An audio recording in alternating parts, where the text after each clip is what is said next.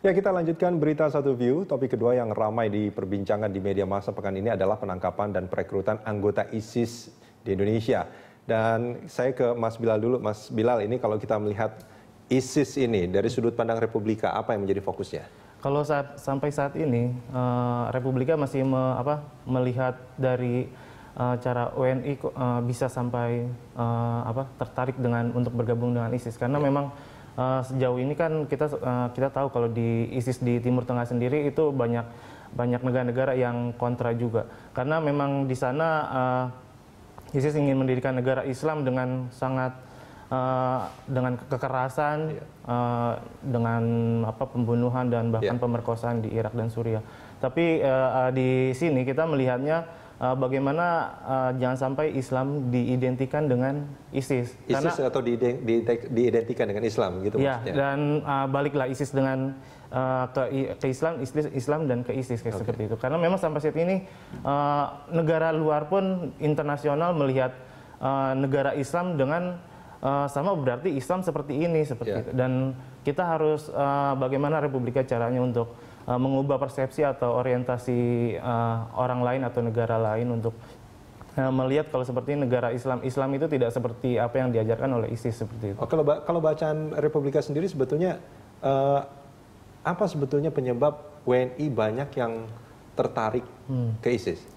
Kalau sejauh ini kita melihatnya karena memang Indonesia punya sejarah radikalisme dalam ajaran Islam, itu mungkin itu bisa dilihat bisa menjadi daya tarik sendiri bagi ISIS untuk mengembangkan Indonesia menjadi lahan yang sangat subur untuk mengembangkan ide-ide ISIS ini. Karena dulu kan kita masih tahu dengan adanya kejadian negara Islam NII dan kemudian terorisme ekstremisme di Indonesia itu kan dengan ajaran-ajaran yang banyak itu kan itu bisa menjadi lahan yang sangat subur bagi ISIS. Dan salah satunya dengan kita melihat adanya penangkapan di beberapa wilayah itu sebenarnya kan ada indikasi ke sana. Hanya sangat disayangkan karena memang di pihak polisian sendiri kan ini menyangkutkan ISIS dengan ajaran Islam secara keseluruhan seperti itu. Itu yang sangat disayangkan oleh Republika. Itu sangat disayangkan. Bagaimana Kompas melihat ini, Mas? Fenomena ISIS kan bukan hanya fenomena Indonesia ya, menjadi fenomena dunia, munculnya sebuah gerakan yang melawan peradaban yang ada, ya. Sehingga yang bergabung dalam ISIS kan juga bukan hanya orang-orang dari Indonesia, tapi juga orang-orang dari luar yang juga bahkan orang-orang Barat juga yang juga bergabung, sehingga menjadi pertanyaan yang menarik, ini problem ideologi atau problem ekonomi yang sedang terjadi karena seperti itu.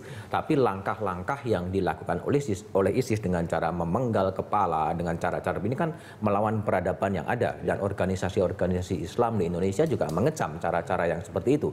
Sehingga model yang seperti ini memang harus dilihat sebagai sebuah munculnya upaya organisasi yang melawan peradaban, yang ingin membuat sebuah organisasi sendiri yang agak sedikit berbeda dengan cara-cara itu. Nah, yang penting adalah bagaimana meneliti lebih dalam sebenarnya fenomena-fenomena yang ada pada ISIS. Kenapa orang-orang kemudian tertarik, orang Indonesia tertarik, orang Barat tertarik? Apakah karena iming-iming ideologi dipersatukan oleh sebuah ideologi, atau memang ada variabel-variabel ekonomi yang ada? Kalau menurut bacaan Kompas?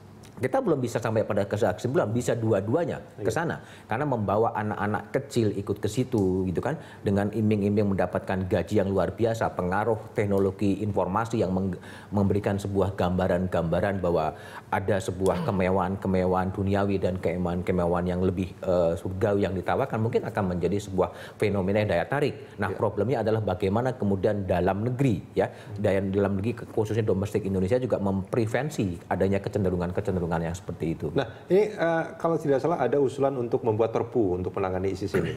Bagaimana Kompas dan Republika melihat ini? Itu kan cara legal ya, cara instrumen legal ya. Secara instrumen legal ada sebuah kegentingan yang memaksa, kemudian mau dibikin perpu. Problemnya adalah isinya mau apa sih sebetulnya? Isinya tuh mau apa? ya kalau kemudian kita masuk ke dalam sebuah perspektif konstitusi atau perspektif hak asasi manusia, orang mau berpindah dari satu tempat ke tempat yang lain itu kan hak dia, ya. Tetapi ketika kemudian dia menyatakan setia kepada negara lain, nah itu mungkin bisa melawan hukum Indonesia. Tapi apakah ISIS juga sebuah negara? Kan belum tentu juga. Nah, ada sebuah problem-problem perdebatan yang konstitusional, perdebatan yang berkaitan dengan hak asasi manusia untuk menangani itu sendiri.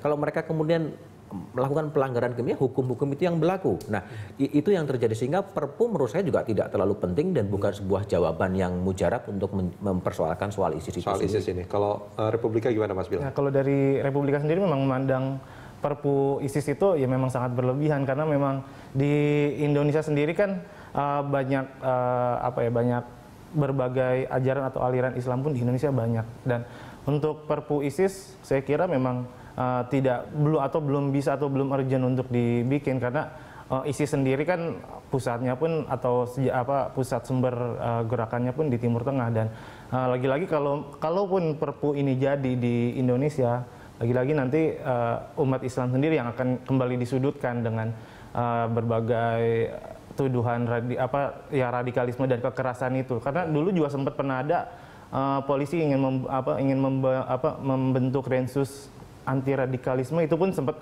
itu akhirnya tidak jadi karena adanya penyudutan terhadap Islam dalam kasus ini, dan memang isinya harus dikritisi juga untuk Perpu ini. Saya ingat waktu itu Kadif Humasnya masih Pak Nanan Soekarno itu pernah mengatakan bahwa hampir di setiap pengajian, mungkin di setiap masjid itu kalau ada dakwah mungkin akan ada satu intel yang dimasukkan di situ. Saya ingat seperti itu karena upaya untuk untuk menangkal radikalisme ini. Itu yang dikhawatirkan sebetulnya. Ya, sebenarnya kalau untuk ajaran atau isi ceramah di Jumatan itu tidak bisa dijadikan sebagai tolok ukur dalam penyebaran ide atau ajaran, karena untuk untuk khutbah Jumatan sendiri itu kan menyebarkan nilai-nilai universal dalam Islam gitu, seperti bagaimana menanam kebaikan dan lebih ke masyarakat. Tapi sebenarnya yang lebih penting itu bagaimana pemerintah melakukan pendekatan-pendekatan ke berbagai ajaran atau aliran agama Islam di Indonesia agar tidak berkembang ke arah radikalisme atau ekstremis itu. Ya, Mas Budiman, kalau menurut bacaan Kompas, apa yang dilakukan oleh pemerintah saat ini, Densus 88 termasuk di dalamnya, dalam upaya untuk menangani hal-hal yang termasuk ISIS, radikalisme, itu apakah sudah sesuai? Ya, kalau mau pendekatannya penangkapan ya sejauh memang ada bukti yang mengatakan bahwa ada sebuah pelanggaran hukum pidana, itu fine saja gitu loh. Tapi yang juga harus lebih diantisipasi adalah penyebaran paham-paham pengungkapan kebencian yang disampaikan melalui media-media sosial. Ya, itu yang lebih penting karena siapapun akan bisa mengakses ya ajaran-ajaran yang menyebarkan kebencian yang apapun itu yang ada melalui YouTube, melalui berbagai hal. Nah, bagaimana kemudian pemerintah, Kementerian Pak Rudiantara gitu untuk mengantisipasi hal-hal yang demikian? Jadi bukan hanya kepada sekedar menangkap orang dengan tuduhan apapun juga, tapi bagaimana kemudian mencegah orang ya untuk terhadap orang yang menyebarkan permusuhan, menyebarkan kebencian, menyebarkan apapun yang disampaikan melalui media-media sosial itu. Nah, ini yang harus diantisipasi karena itu dampaknya juga kemudian luar biasa karena kita bisa mendapatkan pikiran-pikiran apapun melalui media sosial akibat dari revolusi teknologi informasi itu sendiri. Tanpa ada penyaring ya. Ya, tanpa ada penyaring, mau dapat apapun bisa didapatkan di situ sekarang. Ya, tapi yang menarik juga adalah sebetulnya kan kalau kita melihat ini pernyataan dari Kepala BNPT yang sebelumnya, bahwa pendukung ISIS itu sebetulnya berasal dari kantong-kantong yang sama dengan kantong-kantong yang mendukung gerakan-gerakan radikal sebelumnya sebetulnya.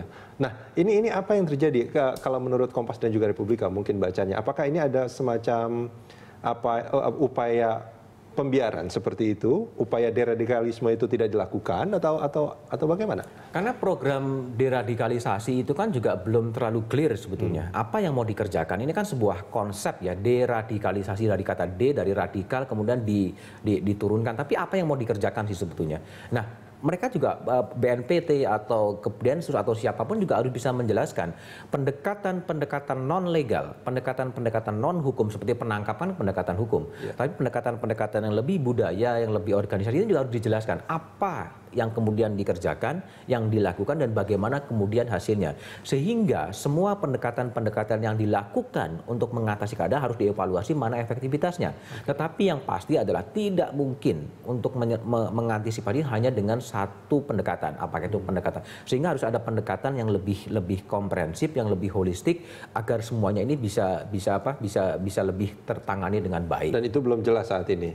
Ya belum jelas, yang paling menonjol kan penangkapan kan itu. Tapi yang lain apa? Dan yang menariknya adalah setiap kali penangkapan itu selalu ada media di sana ya.